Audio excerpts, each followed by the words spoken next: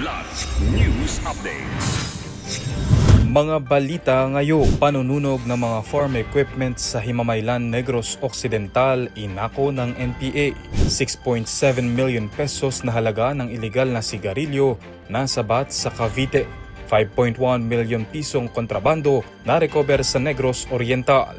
17 hanggang 24 pesos kada litro na taas presyo ng langis, hahati-hatiin sa loob ng 7 araw ayon sa DOE. Show cause order sa mga gasolinahang hindi sumunod sa tamang presyo inilabas ng DOE.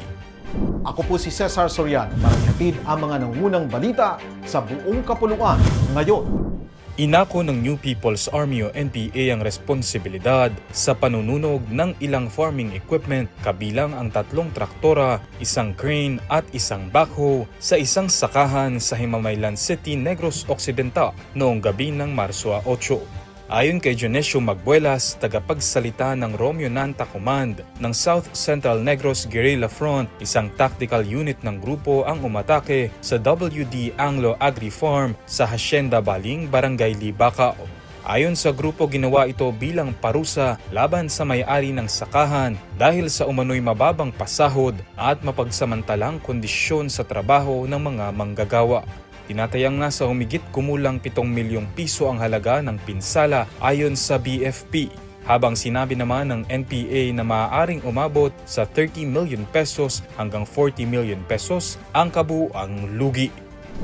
Nasabat ng Criminal Investigation and Detection Group o CIDG ang humigit kumulang 6.7 million pesos na halaga ng hinihinalang iligal na sigarilyo at naaresto ang 2 lalaki sa operasyon sa Barangay Puting Kahoy, Silang, Cavite, madaling araw ng March 6, 2026.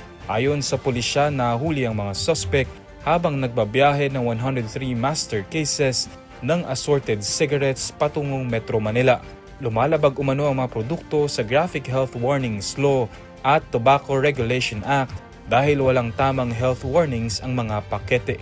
Samantala noong Marso 4, nakarecover ang mga otoridad ng 5.1 million pesos na halaga ng hinihinalang smuggled cigarettes sa baybayin ng Barangay Bongalunan, Basay, Negros Oriental. Natagpuan ang mga kahon ng sigarilyo na may pekeng tax seals at walang health warning labels. Dinala ang mga nasamsam sa Basay Municipal Police Station para sa dokumentasyon at kaukulang disposisyon. Patuloy ang pagdagsa ng mga motorista sa mga gasolinahan, isang araw bago ang nakatakdang big-time oil price hike bukas. Sa anunsyo ni Department of Energy o DOE Secretary Sharon Garin, ngayong linggo ay inaasahang tataas ng 17 pesos hanggang 24 pesos ang kada litro ng presyo ng langis. Ngunit hindi ito iimplementa ng sabay-sabay sa isang araw. Ipatutupad ang taas presyo mula Martes hanggang Lunes sa susunod na linggo, kung saan paghahati-hatiin ng mga oil company ang pagtaas ng presyo sa loob ng 7 araw.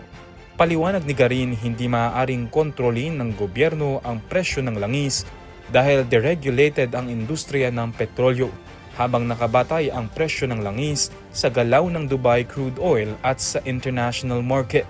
Samantala, naghain ng show cause order ang DOE laban sa 56 na gasolinahan matapos umanong hindi sumunod sa tamang presyo. Nagbabala ang DOE na maaari itong maharap sa kaso at posibleng bawiin ang lisensya kung hindi makasusunod sa mga regulasyon. Para sa Kidlat News Channel, ako si Renzo Lenon, nag-uula.